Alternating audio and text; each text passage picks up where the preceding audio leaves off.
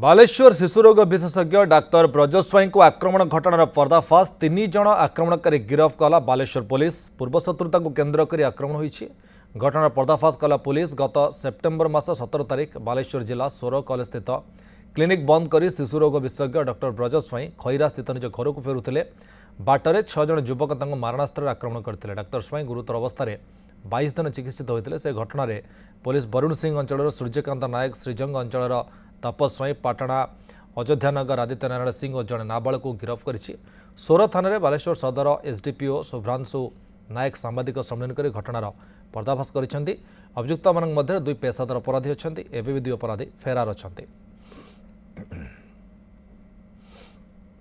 medical shift करा से case रे हमर सोर थाना रे केस है कि इन्वेस्टिगेशन चली